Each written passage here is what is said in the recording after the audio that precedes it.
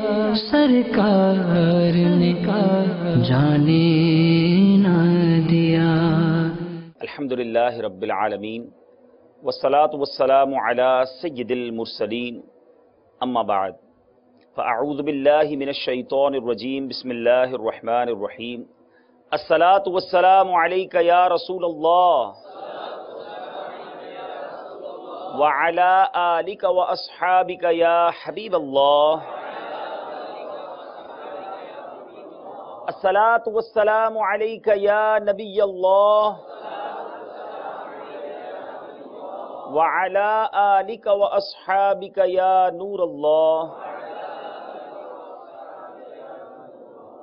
میرے میٹھے میٹھے اور پیارے پیارے اسلامی بھائیوں اور مدنی چینل کے ناظرین، الحمدللہ عز و جل دعوت اسلامی کے شعبہ جامعۃ المدینہ میں جہاں قرآن و حدیث کا علم درس نظامی کورس وغیرہ کروایا جاتا ہے، وہاں مدنی چینل کے ذریعے مختلف بیانات، مختلف موضوعات پر تربیت کا سلسلہ رہتا ہے۔ آئیے بیان سے پہلے کچھ اچھی نیتیں کر لیتے ہیں۔ نبی پاک صلی اللہ تعالی علیہ وسلم کا فرمان عالی شان ہے، نیت المؤمن خیر من عملی، کہ مومن کی نیت اس کے عمل سے بہتر ہوتی ہے۔ سب سے پہلے نیت کرتے ہیں کہ اللہ کی رضا کے لیے اول تا آخر بیان میں شرکت کروں گا، گفتگو کرنے سے بچتے ہوئے، ادھر ادھر دیکھنے سے بچتے ہوئے، ممکن ہوا تو موبائل فون کے استعمال سے بچتے ہوئے بیان کی تعظیم کی نیت سے دو زانوں بیٹھ کر بیان سنوں گا۔ تو آپ میں سے جن کے لیے ممکن ہو دو زانوں بیٹھ جائیں۔ ماشاءاللہ آپ میں سے کئیوں کے پاس قلم اور کاغذ بھی ہیں، تو یہ بھی نیت کر لیں کہ انشاءاللہ اہم باتیں لکھ لوں گا انشاءاللہ عز و جل۔ درود پاک پڑھنے کے بے شمار فضائل و برکات ہیں۔ حضرت عائشہ صدیقہ رضی اللہ تعالی عنہا ایک بار سحری کے وقت کچھ سی رہی تھی کہ سوئی گم ہو گئی اور چراغ بجھ گیا۔ اچانک نبی پاک صلی اللہ تعالی علیہ وسلم تشریف لائے۔ میرے آقا کا آنا کیا ہوا، پورا کمرہ جو ہے وہ بقعۂ نور بن گیا۔ میرے آقا علیہ السلام کے مبارک چہرے سے نور کی کرنیں ایسی نکلی کہ بی بی عائشہ صدیقہ رضی اللہ تعالی عنہا نے سوئی تلاش کر لی۔ اب یہاں تک تو ہم نے واقعہ سنا ہے اور بیان بھی کیا جاتا ہے، نبی پاک علیہ السلام کا یہ معجزہ، میرے آقا کا ایسا نورانی چہرہ، مگر اسی حدیث پاک کا جو اگلا حصہ ہے اگر اس پر غور کریں تو جہاں اس حدیث پاک میں سرکار دو عالم صلی اللہ علیہ وسلم کے مبارک اور حسین چہرے کا معجزہ ہے، اس کا کمال ہے، وہاں ہمیں ایک بہت زبردست درس بھی ملتا ہے۔ پھر بی بی عائشہ صدیقہ رضی اللہ تعالی عنہ نے نبی پاک سے عرض کی، یا رسول اللہ صلی اللہ تعالی علیہ وسلم، آپ کا چہرہ کتنا پرنور ہے۔ میرے آقا علیہ السلام نے ارشاد فرمایا، ہلاکت ہے اس کے لیے جو قیامت کے دن میری زیارت نہ کر سکے۔ بی بی عائشہ صدیقہ رضی اللہ تعالیٰ نے عرض کی، حضور کون آپ صلی اللہ تعالیٰ علیہ وسلم کی زیارت سے محروم رہے گا؟ فرمایا بخیل۔ پھر حضرت عائشہ صدیقہ رضی اللہ تعالیٰ عنہ نے پوچھا کون بخیل ہے؟ پیارے آقا علیہ السلام نے ارشاد فرمایا، وہ جو میرا نام سن کر مجھ پر درود نہ پڑھے۔ تو درود پاک کے یقیناً فضائل، برکات، پڑھنے پر رحمتوں کا نزول، گناہوں کی معافی، فضائل کو ہم سنتے ہیں، مگر کہیں ایسا ذہن میں یہ تو نہیں بیٹھ جاتا کہ پڑھا نہ پڑھا کوئی بات نہیں۔ یعنی نبی پاک صلی اللہ تعالی علیہ وسلم کا نام نامی آئے تو بالخصوص اہتمام کے ساتھ ہمیں درود پاک پڑھنا چاہیے۔ یہاں وہ لوگ جو کتابوں میں نام پڑھتے ہیں، جو درس و بیان میں نام لیتے ہیں، جو عموماً دوران گفتگو نام آ جاتا ہے، تو میرے آقا علیہ السلام کا نام جب بھی آئے ہمیں درود پاک ضرور پڑھنا چاہیے۔ آئیے محبت کے ساتھ درود پاک پڑھ لیں۔ صلو علی الحبیب صلی اللہ تعالی علی محمد صلی اللہ علیہ وسلم۔ میرے میٹھے میٹھے اور پیارے پیارے اسلامی بھائیوں، اللہ تعالیٰ کی بے شمار نعمتیں اور رحمتیں ہیں۔ رحمت الہی کا ایک عظیم مظہر وہ جنت ہے، اور جنت کیسی کہ جس کا نام زبان پر آتے ہی ہمارے دل و دماغ پر سرور کی ایک عجیب کیفیت طاری ہو جاتی ہے۔ جنت کس چیز سے بنائی گئی ہے، اس کا موسم کیسا ہوگا، وہاں کیا کیا نعمتیں ہوں گی، یہ ذہن میں سوالات بھی ابھرتے ہیں۔ سرکار دو عالم صلی اللہ علیہ وسلم نے اپنی احادیث میں تفصیل کے ساتھ جنت کی نعمتوں کے بارے میں کلام فرمایا۔ یہ پورا ایک باب ہے، اس پر بہت زیادہ بیان کیا جا سکتا ہے۔ مختصراً اللہ تعالیٰ کی اس عظیم نعمت کے بارے میں سنتے ہیں اور پھر اپنے آج کے موضوع کی طرف آتے ہیں کہ سیدنا ابو ہریرہ رضی اللہ تعالیٰ عنہ راوی ہیں، ترمذی شریف کی حدیث ہے، نبی پاک علیہ الصلوۃ والسلام کی بارگاہ میں ہم نے عرض کیا یا رسول اللہ صلی اللہ تعالیٰ علیہ وسلم ہمیں جنت اور اس کی تعمیر سے متعلق بتائیے۔ میرے آقا علیہ الصلوۃ والسلام نے ارشاد فرمایا اس کی ایک اینٹ سونے کی اور ایک چاندی کی ہے، اور اس کا گارا مشک کا ہے، اور اس کی کنکریاں موتی اور یاقوت کی ہیں، اور اس کی مٹی زعفران کی ہے۔ اب غور کیجئے کہ کیسی تعمیر ہوگی، سونے چاندی کی اینٹیں، گارا مشک کا، مٹی زعفران کی، جو کنکر ہوتے ہیں وہ یاقوت اور موتیوں کے ہیں۔ نبی پاک علیہ الصلوۃ والسلام کی ایک اور حدیث پاک، سیدنا ابو ہریرہ راوی ہیں اور مسلم شریف کی حدیث، میرے آقا نے فرمایا کہ اللہ تعالیٰ نے ارشاد فرمایا کہ میں نے اپنے بندوں کے لیے ایسی ایسی نعمتیں تیار کر رکھی ہیں جن کو نہ تو کسی آنکھ نے دیکھا، نہ اس کی خوبیوں کو کسی کان نے سنا، اور نہ ہی کسی انسان کے دل پر ان کی ماہیت کا خیال گزرا، یعنی امیجنیشن بھی نہیں ہو سکتی۔ ایک تو ہوتا ہے نا کسی نے ایک فلاں ملک دیکھا ہو، اس کی تصویر دیکھی ہو کہ بڑا خوبصورت ہے، میں نے بھی وہاں جانا ہے، وہ مکان جو بڑا زبردست محل تھا میں نے ایسا مکان لینا ہے، وہ کھانے جو بڑے زبردست تھے میں نے وہ والے کھانے ہیں۔ انسان پہلے تصور بناتا ہے پھر اس کی خواہش کرتا ہے، مگر جنت ایک ایسی نعمت ہے، کیا خوب بات فرمائی، اس کی ایسی نعمتیں کہ جن نعمتوں کو کسی آنکھ نے دیکھا نہیں، اس کی خوبیوں کو کسی کان نے سنا نہیں، بلکہ انسان کے دل پر ان کی ماہیت کا خیال بھی نہیں گزرا، یعنی امیجنیشن، تصور بھی نہیں ہو سکتا کہ وہ کیسی جنت ہوگی، اس قدر عظیم نعمت۔ اور جنت ہے کتنی بڑی، کبھی ہو سکتا ہے کسی کے ذہن میں خیال آئے کہ 1.5 ارب مسلمان تو ابھی رہتے ہیں، پہلے جناب کتنے لاکھوں کروڑوں اربوں مسلمان چلے گئے، قیامت تک نہ جانے کتنے مسلمان آئیں گے۔ نبی پاک علیہ الصلوۃ والسلام نے فرمایا، ترمذی شریف کی حدیث، سیدنا عبادہ بن صامت رضی اللہ تعالیٰ عنہ راوی ہیں، میرے آقا نے فرمایا جنت میں 100 منزلیں ہیں، اور ان میں سے ہر 2 منزلوں کے درمیان اتنا فاصلہ ہے جتنا زمین و آسمان کے درمیان ہے۔ اللہ کی جنت بہت بڑی ہے۔ اور پھر جنت کے دروازے، میرے آقا فرماتے ہیں بخاری شریف کی حدیث، حضرت سیدنا سہل بن سعد رضی اللہ تعالیٰ عنہ سے مروی، نبی پاک صلی اللہ تعالیٰ علیہ وسلم نے فرمایا جنت کے 8 دروازے ہیں۔ اب دروازہ کتنا بڑا، اب ایک نارمل دروازہ ہو اس میں تو بہت تھوڑے لوگ گزر سکتے ہیں۔ ایک اور حدیث پاک مسلم شریف کی حدیث، سیدنا عتبہ بن غزوان اس کے راوی، میرے آقا نے فرمایا جنت کے دروازوں کی چوکھٹوں میں سے ہر 2 چوکھٹ کے درمیان 40 سال کا فاصلہ ہے۔ اب غور کیجئے اتنے بڑے بڑے دروازے ہوں گے، اور روایتوں میں یہ ملتا ہے کہ جب جنت میں جنتی داخل ہوں گے نا تو کاندھے سے کاندھا چھل رہا ہوگا، اور جنت کے دروازے کی چوکھٹیں جو ہیں وہ ہل رہی ہوں گی، یعنی اتنی تعداد میں مسلمان جنت میں داخل ہوں گے۔ اللہ کی رحمت سے ہمیں بڑی امید ہے کہ وہ رب کریم ہمارے ایمانوں کی حفاظت بھی فرمائے گا، اور آقا کی شفاعت کے صدقے ہم جنت میں بھی جائیں گے انشاءاللہ۔ اب یہ وہ نعمتیں ہیں میرے میٹھے اسلامی بھائی، بہت طویل بحث ہے، بڑی پیاری بات ہے۔ جنتیوں کی عمر کتنی ہوگی؟ ترمذی شریف کی حدیث ہے کہ میرے آقا نے فرمایا اہل جنت میں سے کوئی چھوٹا یا بوڑھا مر جائے گا تو اسے جنت میں 30 سال کا بنا دیا جائے گا، یعنی سارے 30 سال کے ہوں گے۔ اسی طرح کھانے، سبحان اللہ، قرآن مجید فرقان حمید میں اللہ تعالیٰ ارشاد فرماتا ہے، ترجمہ کنز الایمان، اور میوے جو پسند کریں اور پرندوں کا گوشت جو چاہیں، تو اسی طرح کھانے بھی جو وہ چاہیں گے، بلکہ یہاں تک آتا ہے کہ اگر جنتی کسی پرندے کو اڑتے ہوئے دیکھے گا اور تمنا کرے گا کہ مجھے اس کو کھانا ہے تو وہ بھنا ہوا اس کے سامنے تیار آ جائے گا، جتنا پینا ہوگا اتنا پانی، اتنا دودھ، اتنا شہد اس کے سامنے آ جائے گا۔ تو کون سی نعمت ہے جو جنت میں نہیں ہے؟ اور پھر جنت کی حوروں کے بارے میں آتا ہے، نبی پاک علیہ الصلوۃ والسلام نے فرمایا اگر کوئی جنتی حور زمین کی طرف جھانکے تو آسمان سے زمین تک روشنی ہو جائے، ساری فضا زمین سے آسمان تک خوشبو سے معطر ہو جائے، اور اس کے سر کی اوڑھنی یعنی اس کا دوپٹہ دنیا و ما فیہا اس سے بہتر ہے۔ تو پتہ چلا میرے میٹھے اسلامی بھائیوں، نعمتیں ایسی ہیں کہ جس پر بندہ تصور کرنا چاہے تو بھی نہیں ہوتا۔ اور پھر سب سے بڑی نعمت، سب سے بڑا انعام، نبی پاک علیہ الصلوۃ والسلام نے فرمایا اللہ تعالیٰ کے نزدیک سب سے بڑے مرتبے کا جنتی وہ شخص ہوگا جو صبح و شام دیدار الہی سے مشرف ہوگا۔ اس کے بعد آپ نے یہ آیت کریمہ تلاوت فرمائی، ترجمہ کنز الایمان، کچھ منہ اس دن تر و تازہ ہوں گے اپنے رب کو دیکھتے۔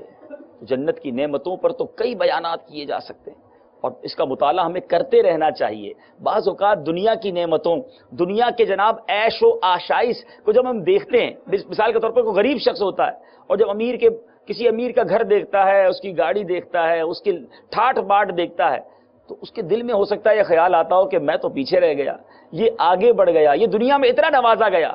تو دنیا تھوڑی ہے، اور جنت میں جو چلا گیا اس کی ایکسپائری ڈیٹ نہیں۔ دنیا میں آپ نے بھی دیکھا ہوگا بڑے بڑے مالدار، بڑے بڑے جناب جس کو آپ کہیں سرمایہ دار، عیش و عشرت سے رہنے والے، اچانک کنگال ہو جاتے ہیں۔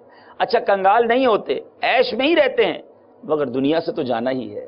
مگر جنت میں جو داخل ہو گیا، ہم فیہا خالدون، ہمیشہ ہمیشہ جنت میں رہے گا۔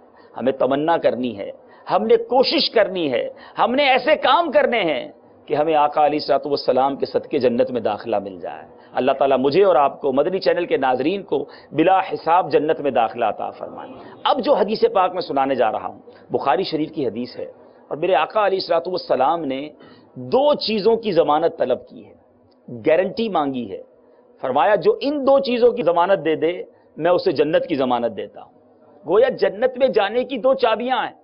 نبی پاک علیہ الصلوۃ والسلام کا فرمان، بخاری شریف کی حدیث، میرے آقا فرماتے ہیں جو مجھے دونوں جبڑوں اور دونوں ٹانگوں کے درمیان والی چیز کی ضمانت دے میں اسے جنت کی ضمانت دیتا ہوں۔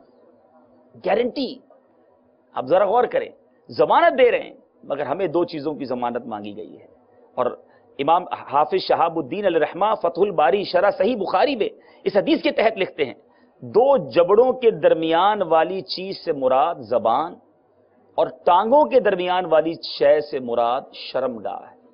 اور حفاظت کی ضمانت دینے کا مطلب کیا ہے؟ کہ انسان انہیں رب تعالیٰ کی نافرمانی والے کاموں سے بچانے کا پختہ عہد کرے، مثلا زبان سے وہی کلام کرے جو ضروری ہو اور بیکار باتوں سے بچے۔ اسی طرح شرمگاہ کو حلال جگہ استعمال کرے اور حرام میں مبتلا ہونے سے بچائے۔ سیدنا ابن بطال علیہ رحمہ فرماتے ہیں کہ یہ حدیث اس بات پر دلالت کرتی ہے کہ انسان کے لیے بڑی اہم بات، دنیا کی سب سے بڑی آزمائش، یعنی انسان کے لیے دنیا کی سب سے بڑی آزمائش زبان اور شرمگاہ ہے۔ لہذا جو ان دونوں کے شر سے بچنے میں کامیاب ہو گیا وہ بہت بڑے شر سے بچ گیا۔ یعنی یہ حدیث پاک جہاں جنت میں جانے کا راستہ بتا رہی ہے، وہاں مجھے اور آپ کو یہ بھی انڈیکیٹ ہونا چاہیے، احساس ہونا چاہیے کہ سب سے زیادہ آزمائش والی چیز جو ہے، بڑی آزمائش، وہ زبان ہے اور وہ شرمگاہ ہے۔ میرے نوجوان اسلامی بھائی مجھے سن رہے ہیں، انسان ہے، نفس کے وار ہوتے ہیں، شیطان بہکاتا ہے، بڑے جناب خیالات آتے ہیں، مگر ہم نے ان دونوں چیزوں کی حفاظت کرنی ہے۔ کہیں ایسا نہ ہو کہ کوئی ایسی لغزش ہو جائے، کوئی ایسی خطا ہو جائے کہ ہمارا ایمان برباد ہو جائے، اعمال برباد ہو جائیں۔ میرے میٹھے اور پیارے اسلامی بھائیوں، اب غور کیجئے، ایک اور بڑی پیاری حدیث پاک، یوں سمجھیے کہ اس حدیث کو مزید آسان الفاظ میں اور مزید تفصیل کے ساتھ ہمیں اور سمجھایا جا رہا ہے۔ سیدنا ابو ہریرہ رضی اللہ عنہ فرماتے ہیں کہ رسول اللہ صلی اللہ علیہ وسلم سے اس عمل کے بارے میں سوال کیا گیا جو لوگوں کو کثرت سے جنت میں داخل کرے گا۔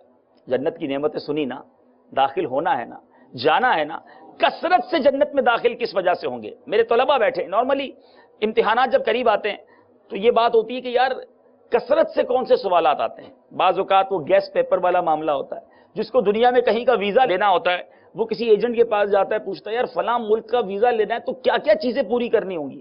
کثرت سے ویزا ملنے والوں کی وجوہات کیا ہوتی ہیں کہ یہ ڈاکیومنٹس کرنے ہوں گے۔ نارملی ہم کسی کام کو جب کرنا ہوتا ہے، خاص طور پہ اہم کام کو، تو ہم ان باتوں کو سیکھتے ہیں کہ جن پوائنٹس کو کور کرنے سے یہ کام ہو جائے گا، ویزا مل جائے گا، پاسپورٹ کے لیے کون کون سے ڈاکیومنٹ ضروری ہیں، شناختی کارڈ بنانا تو کیا کیا ضروری ہے، امتحان پاس کرنا ہے تو کن کن سبجیکٹ کو زیادہ توجہ سے پڑھنا ہے۔ نبی پاک علیہ الصلوۃ والسلام سے کتنا اہم سوال ہوا کہ وہ اعمال بتا دیں کہ کثرت سے اگر جو لوگ جنت میں جائیں گے ان اعمال کی وجہ سے جائیں گے۔ اب وہ دو عمل ہیں، میں اور آپ آج چیک کر لیں کہ میرا اور آپ کا اس پر عمل ہے، اور اگر نہیں ہے تو چلیں نیت کرتے ہیں کہ آج سے عمل شروع کر دیں گے۔ میرے آقا فرماتے ہیں کہ فرمایا اللہ سے ڈرنا اور حسن اخلاق۔ اب غور کریں یہ دو کتنے اہم کام ہیں کہ اس کو پریورٹی پر، جس کو ترجیحی بنیاد پر میرے آقا نے ارشاد فرمایا کہ ان کاموں پر عمل کرنے والا، کثرت سے عمل جو جنت میں جانے والے ہوں گے ان کا ان باتوں پر عمل ہوگا۔ کیا خوف خدا ہمارے پاس ہے؟ اور کیا ہم اچھے اخلاق والے؟ یعنی بعض اوقات اس نے اخلاق کو لوگ بہت نیچے کیٹیگرائز کرتے ہیں، یار ٹھیک ہے اخلاق اچھے ہونا اچھی بات ہے، لیکن وہ جنت میں جانے کا سبب ہے اور اس قدر اہم سبب ہے۔ تو خوف خدا ہمارے اندر ہونا چاہیے، اور ہمارے اخلاق اچھے ہونے چاہیے، ہماری گفتار اچھی ہونی چاہیے، ہماری زبان سے لوگوں کے دل نہ ٹوٹیں۔ پھر سوال کیا گیا کہ یا رسول اللہ صلی اللہ علیہ وسلم یہ ارشاد فرمائے کہ جہنم میں جانے والے وہ کس عمل سے، کثرت سے وہ کون سے اعمال ہوں گے جس کی وجہ سے لوگ جہنم میں جائیں گے؟ اب سوچیں وہ کتنے خطرناک اعمال ہیں کہ میجورٹی کثرت سے جہنم میں جانے والے افراد کون ہوں گے، کس وجہ سے جائیں گے؟ میرے آقا نے ارشاد فرمایا منہ اور شرمگاہ، یعنی یہ زبان اور یہ شرمگاہ جو ہے اس کا غلط استعمال، یہ انسان میں جو جہنم میں جانے والے ہوں گے وہ زیادہ تر یہی لوگ ہوں گے۔ تو پتہ چلا کہ ایک طرف جنت کی ضمانت بھی دی جا رہی ہے اور ایک طرف اس کا برا استعمال ہمیں جہنم کے گہرے گڑھوں میں ڈال سکتا ہے۔ اب ان دونوں پر الگ الگ تھوڑی تھوڑی بات کر لیتے ہیں۔ زبان، اب یہ زبان کتنی اہم چیز ہے کہ میرے پیارے اسلامی بھائیو، سیدنا بلال بن حارث رضی اللہ تعالیٰ سے مروی ہے، رسول اللہ صلی اللہ تعالیٰ علیہ وسلم کا فرمان ہے کہ بندہ زبان سے بھلائی کا ایک جملہ، ایک کلمہ نکالتا ہے، حالانکہ وہ اس کی قدر و قیمت نہیں جانتا، تو اس کے باعث اللہ عز و جل قیامت تک اپنی رضامندی لکھ دیتا ہے۔ ایک جملہ اس کے لیے قیامت تک کی رضامندی کا باعث۔ Look at the importance of tongue، یعنی کتنی زبردست زبان، مطلب اہمیت ہے، ایک جملہ اللہ کی رضامندی، دائمی رضامندی مل سکتی ہے۔ پھر فرمایا بے شک ایک بندہ اپنی زبان سے ایک برا کلمہ نکالتا ہے اور وہ اس کی حقیقت نہیں جانتا، تو اللہ عز و جل اس کی بنا پر اس کے لیے قیامت تک اپنی ناراضگی لکھ دیتا ہے۔ قیامت تک اس نے کہہ دیا، اسے معلوم بھی نہیں، مگر اس زبان نے اسے پھنسوا دی۔ جبھی تو بار بار امیر اہل سنت ہمیں سمجھاتے ہیں پہلے تولو بعد میں بولو۔ ہمیں نہیں پتا کہ جملہ جو اب میں کہنے جا رہا ہوں یہ اللہ کی رضا والا جملہ ہے یا کہیں ایسا جملہ تو نہیں بول رہا جو مجھے جہنم کے گہرے گھڑے میں ڈال دے گا۔ تو یہ ہے میرے میٹھے اسلامی بھائیو، ہمیں سیٹسفائی نہیں ہو جانا چاہیے، مطمئن نہیں ہو جانا چاہیے۔ میں بڑا نیک جامعہ کا طالب علم، درس نظامی کرنے والا، دور حدیث کا طالب علم، میں سادسہ میں پڑھنے والا، میں قرآن کا حافظ، میں 5 وقت کا نمازی، سر پہ امامہ، چہرے پر داڑھی، میں تو جناب دنیا چھوڑ کر مدرسے میں آ کر رہ رہا ہوں۔ بعض اوقات شیطان ہمیں مطمئن کر دیتا ہے، ایسی فیلنگ بن جاتی ہے کہ میں تو بخشا بخشایا ہوں، میں نے جانا ہی جنت میں۔ یقیناً ہمیں امید رکھنی چاہیے، مگر الایمان بین الخوف والرجا۔ میرے میٹھے اسلامی بھائیوں، ہمیں ڈرتے رہنا ہے، اپنی زبان کے بارے میں اس بات کی احتیاط کرنی ہے۔ ذرا غور کریں نا کتنی اہمیت ہے زبان کی۔ ایک انسان ساری زندگی ایمان والی زندگی گزارے، مسلمان، مرنے سے کچھ لمحات پہلے، کچھ دنوں پہلے اس کی زبان سے کفر نکلے، ساری عبادتیں، ساری ریاضتیں، ساری زندگی، اس کے سارے اعمال برباد، اور اگر اسی پر موت ہو گئی تو کفر پر مرانا۔ اور ایک کافر ہے غیر مسلم، کفر پر زندگی گزاری، مرنے سے کچھ دنوں پہلے، کچھ لمحات پہلے اس کی زبان سے کلمہ نکلا، وہ مسلمان ہوا۔ زبان ہی کا تو عمل تھا نا، مگر اس زبان نے کسی کو جنت میں پہنچا دیا اور کوئی جہنم میں چلا گیا۔ تو اے میرے میٹھے اسلامی بھائیوں، خدارا زبان احتیاط سے استعمال کریں۔ پھر اس زبان سے بڑے برے کام ہوتے ہیں، لوگ گالیاں نکالتے ہیں، جھوٹ بولتے ہیں، غیبت کرتے ہیں، چغلی کرتے ہیں، کس طرح کے دو لوگوں کے دل آزاریاں کرتے ہیں۔ آپ اس زبان کی آفتیں ایک طویل باب ہے، اگر اللہ سلامت رکھے امیر اہل سنت کو، اگر غور کرے نا، ہو سکتا ہے کہ بہت سارے ہمارے اسلامی بھائی یہ سوچتے ہوں، یا مدنی چینل کے ناظرین سوچتے ہوں کہ یہ کبھی امیر علیہ السلام نعرہ لگا رہے ہوتے ہیں غیبت کے خلاف جنگ جاری رہے گی، کبھی کہتے ہیں محبتوں کے چور چغل خور، کبھی کہتے ہیں پہلے تولو بعد میں بولو۔ یہ کہاں سے لے آئے؟ یہ کیوں کرتے ہیں؟ یہ نئی چیز ہے۔ اگر غور کریں تو پتہ چلتا ہے کہ امیر علیہ سنت نے تو یہ جو کام کرنے ضروری تھے، نبی پاک علیہ السلام کے بہت سارے فرامین ہیں کہ زبان اور شرمگاہ کی حفاظت کرنی ہے، پھر جہنم کے گہرے گڑھے میں ڈل جاتا ہے بندہ ان کی بدعمالیوں کی وجہ سے۔ تو پتہ چلا کہ امیر اہل سنت نے تو ان کی حفاظت کے لیے بند باندھے ہیں اور ہمیں سمجھایا ہے کہ دیکھو یہ زبان کی حفاظت اور یہ شرمگاہ کی حفاظت، ان پر اگر حفاظت کرنا چاہتے ہو تو یہ بند باندھنے ہوں گے کہ پہلے تولو بعد میں بولو، جھوٹ کے خلاف جنگ، پھر غیبت کے خلاف جنگ، چغل خور کے بارے میں سنیے نبی پاک علیہ السلام کا ارشاد، جب بندہ جھوٹ بولتا ہے تو فرشتہ اس کی بدبو سے 1 میل دور ہو جاتا ہے۔ ایک اور جگہ نبی پاک علیہ السلام نے فرمایا جھوٹ انسان کو رسوا کر دیتا ہے اور چغلی عذاب قبر کا سبب بنتی ہے۔ وہ لوگ جو بات بات پر جھوٹ بولتے ہیں، ذرا غور کریں کہ کہیں ایسا نہ ہو کہ یہ زبان کی بے احتیاطی، بعض اوقات دوستوں کو خوش کرنے کے لیے 4 دوست ساتھ بیٹھے، ہنسی مذاق، گپے لگا رہے ہیں. اب جناب انجوائمنٹ بھی تو لانی ہے محفل کے اندر. اب وہاں جھوٹے واقعات، جھوٹے لطیفے، کسی طرح کچھ بھی کہہ دوں سامنے والا مسکرا دے. کسی کو ہنسانے کے لیے جھوٹ بولنا اور خود ہنستے ہنستے جھوٹ بولنا. روایتوں میں آتا ہے جو ہنستے ہنستے گناہ کرتا ہے وہ روتے روتے جہنم میں ڈالا جائے. آج لوگ گناہ کرتے ہوئے بڑا ہنستے ہیں، احساس ہی نہیں میں کیا بول رہا ہوں.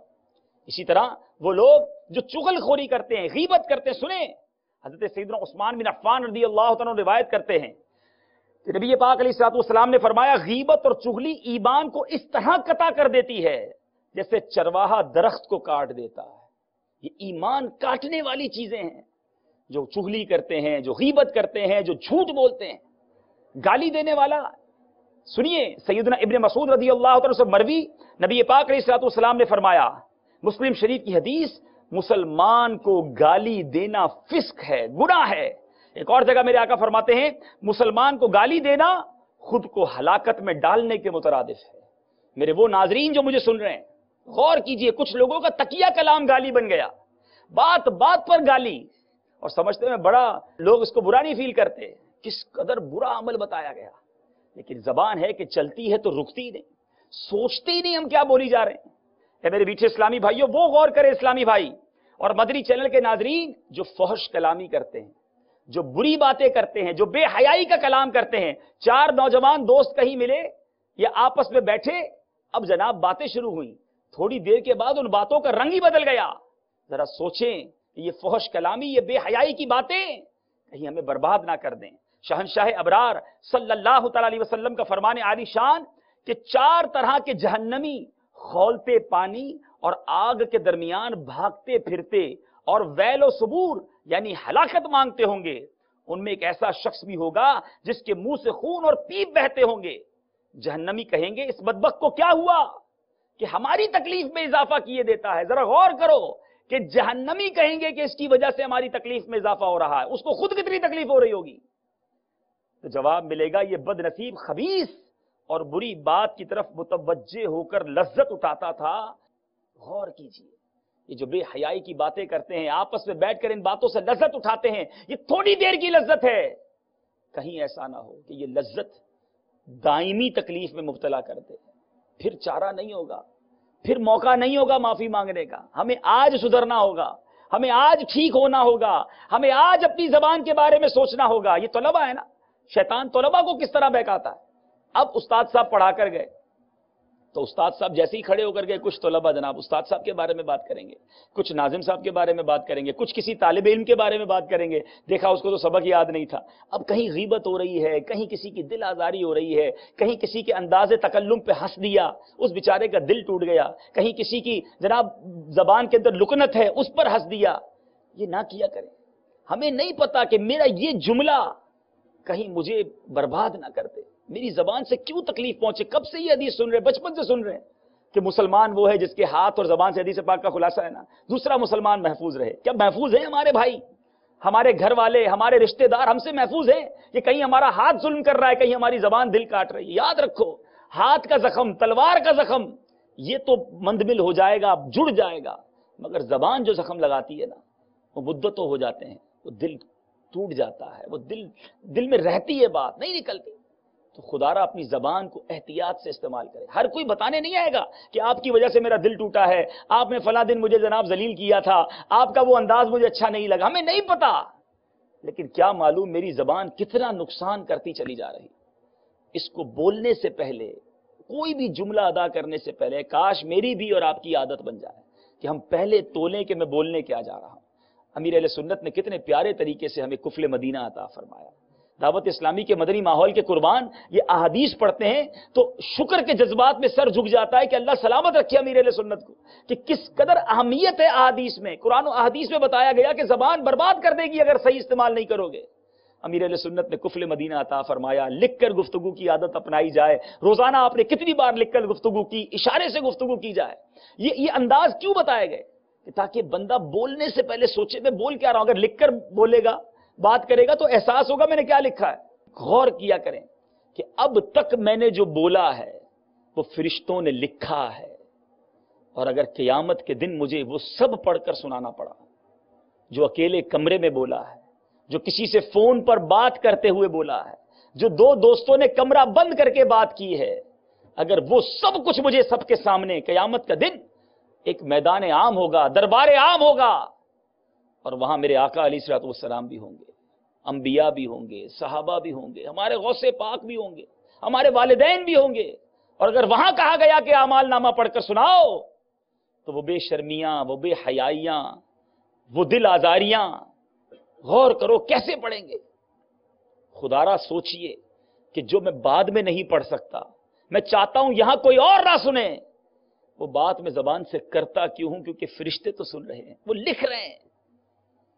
زبان سے بڑے اچھے استعمال کیے جا سکتے ہیں، اس کی اہمیت تو دیکھو، کہیے سبحان اللہ، الحمدللہ، اللہ اکبر، یہ بھی تو استعمال ہے نا زبان۔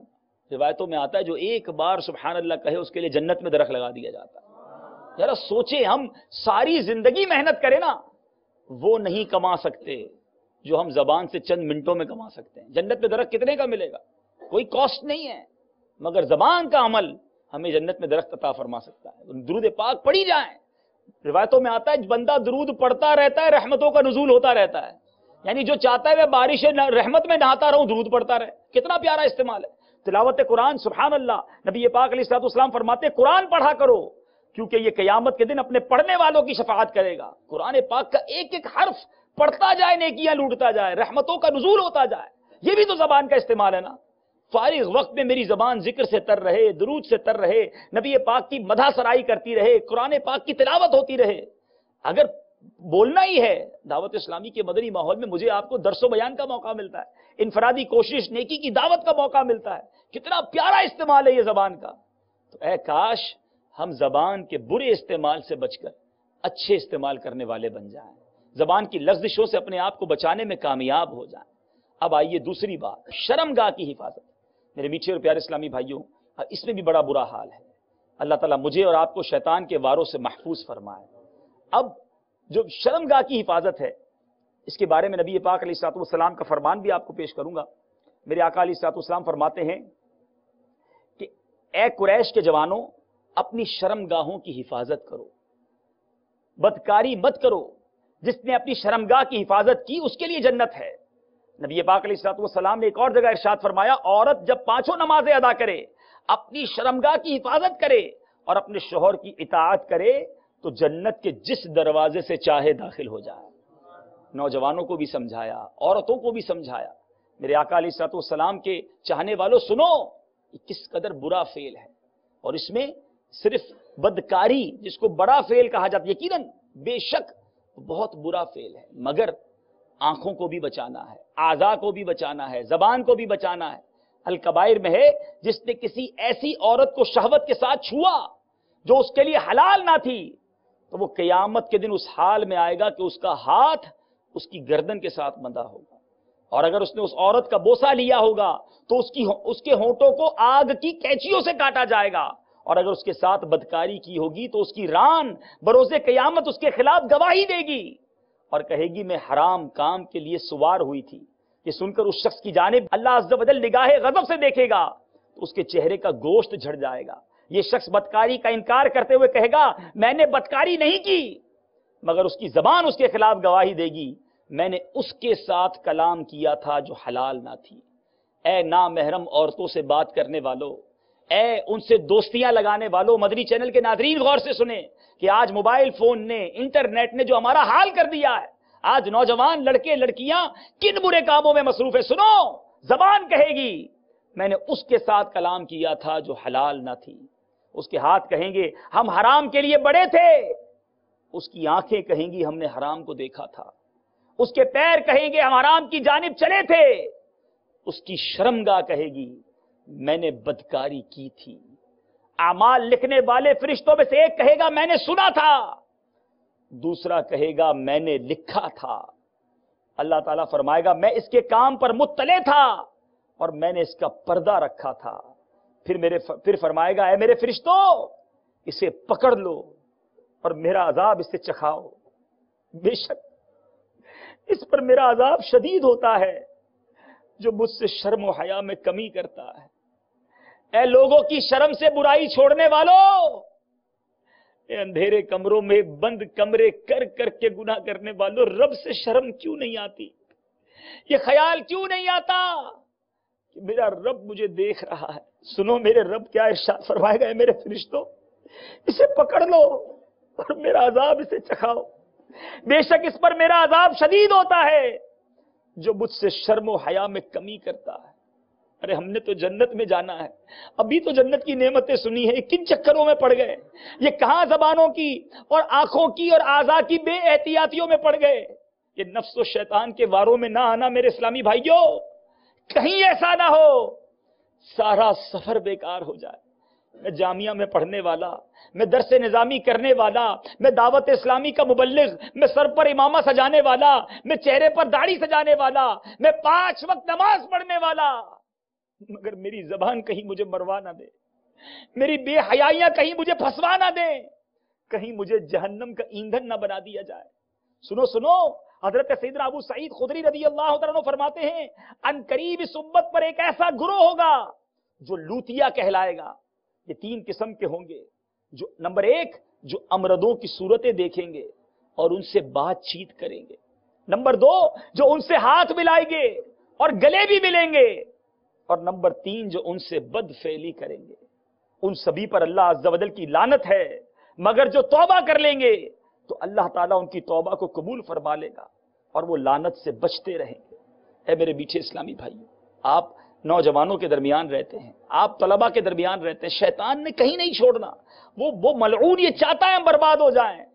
ہم سمجھ رہے ہیں ہم درس نظامی کر رہے ہیں، کہیں اس نے ہمیں غلط کام میں تو نہیں لگا دیا، کہیں ہم اپنی آنکھوں کو بچانے میں ناکام تو نہیں ہو رہے، کہیں ہمارے ہاتھ غلط کاموں میں استعمال تو نہیں ہو رہے، کہیں ہمارے خیالات برے تو نہیں ہو گئے۔ خدا را یہ تھوڑی سی زندگی ہے، یاد رکھیں، یہ 50 60 70 سال جینے ہیں، تکلیف ہوگی، نفس کے خلاف جینا ہوگا، ڈیفیکلٹی ہوگی، مگر یہ امتحان ہے۔ دیکھو نا، آپ 1 سال پڑھتے ہیں نا، پھر امتحان دیتے ہیں، پھر اگلے سال کے لیے کامیاب ہوتے ہیں، اگر وہ امتحان صحیح نہیں ہوتا تو پورے سال کی محنت ضائع ہو جاتی ہے۔ یہ 50 60 70 سال کی امتحان گاہ ہے۔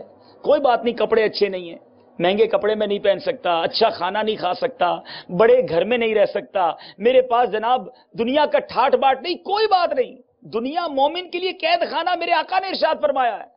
مگر اگر یہ 60 70 سال گناہ سے بچ کر، اپنا ایمان بچا کر، اپنے اعمال بچا کر، اپنی زبان اور شرمگاہ کی حفاظت کر کے میں چلا گیا، پھر ہمیشہ ہمیشہ کا عیش ہے۔ وہاں کھانے بھی ہیں، محلات بھی ہیں، وہاں آسائشیں بھی ہیں، سب کچھ ہے وہاں پر۔ مجھے سچ بتاؤ، کسی شخص کا گھر بہت خوبصورت ہو، بہت زبردست بیڈ روم ہو، اور قبر اس کی اندھیر ہو، اس بیڈ روم کا کیا فائدہ؟ کسی کے پاس بڑی بڑی سواریاں ہوں دنیا میں، مگر قبر میں اس کے سانپ اور بچھو آ جائیں، ان سواریوں کا کیا فائدہ؟ کوئی دنیا میں بڑے آرام سے ہو، مگر جہنم کا عذاب اس کے لیے منتظر ہو، اس کی ان عیاشیوں کا کیا فائدہ؟ ارے مجھے دنیا میں تھوڑا دے دیا جائے، مگر میری قبر جنت کا باغ بن جائے، مجھے جنت میں داخل کر دیا جائے، مجھے روکا نہ جائے، مجھے پکڑ کر یہ نہ کہا جائے کہ سناؤ تم دنیا میں کیا کیا کہتے رہے، میں تو ذلیل ہو جاؤں گا، میں نے بہت بہت بری باتیں کر لی ہیں، جو اعمال کیے اگر وہ پڑھ کر سنانا پڑ گیا تو پھر تو ذلت و رسوائی ہمارا مقدر ہو جائے گی۔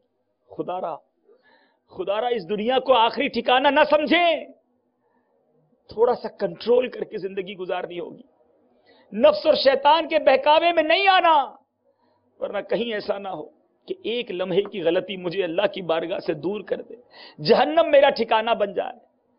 تو اے میرے میٹھے اسلامی بھائیوں، مدنی چینل کے ناظرین، آج آپ کے سب کے لیے پیغام لے کر آیا ہوں کہ ان 2 چیزوں کی حفاظت کرنی ہے، اپنی زبان کی اور اپنی شرمگاہ کی۔ روایتوں میں آتا ہے، علماء فرماتے ہیں پہلے نگاہ بہکتی ہے، پھر دل بہکتا ہے، پھر شرمگاہ بہکتی ہے، تو پہلے ہی دروازے کو بند نہ کر دیا جائے، اپنی نگاہوں کی حفاظت کی جائے۔ آپ نے سنا ہوگا امیر علیہ السلام نیچی نگاہوں پر کتنا درس دیتے ہیں، اور ہو سکتا ہے کسی کو لگتا ہو یہ کیا نئی چیز لے کر آ گئی، نئی چیز نہیں ہے، یہ مجھے اور آپ کو اس برے کام سے بچانا چاہتے ہیں کہ نگاہیں نیچی رکھو، نہ دیکھو ادھر، نہ دیکھو یہ بے حیائی کے مناظر، پھر تمہارا دل بہکے گا، اور جب دل بہکے گا تو کہیں شرمگاہ نہ بہک جائے، کہیں برا عمل نہ ہو جائے۔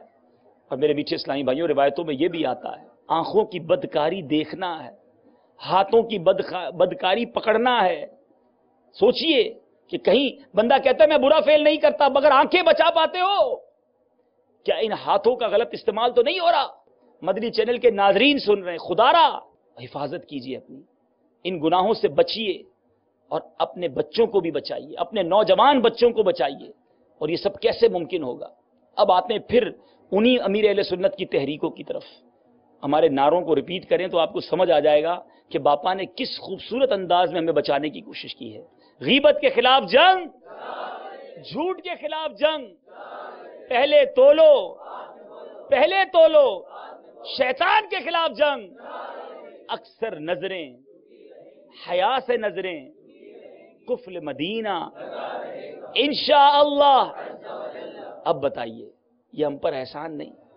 اگر ہم ان دونوں طرف غور کریں، اس حدیث پر غور کریں، ہم نے جو چند باتیں سنی اس پر غور کریں، تو یہ وہ مدنی تحریکیں ہیں کہ اگر ایک ایک مسلمان اسے اپنا لے تو انشاءاللہ ان دونوں چیزوں سے کہ آفات سے بچنے میں کامیاب ہو جائے گا. اللہ تعالیٰ سے دعا کرتے ہیں کہ مولا کریم مجھے، آپ کو، مدنی چینل کے ناظرین کو زبان اور شرمگاہ کی آفتوں سے محفوظ فرمائے، ہمیں اچھا بولنے والا بنا دے، برے بولنے سے ہم سب کو بچائے، ہمیں آنکھوں کی حفاظت، اپنے دل کو برے خیالات سے بچانے کی توفیق عطا فرمائے.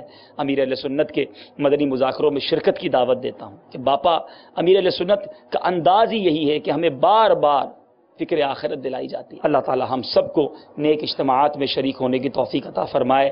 آمین بجاہ النبی الامین صلی اللہ تعالی علیہ وسلم. صلو علی الحبیب.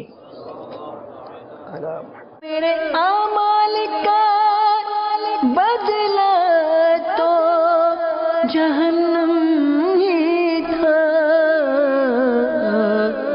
میں تو جاتا مجھے سرکار نے کہا جانے نہ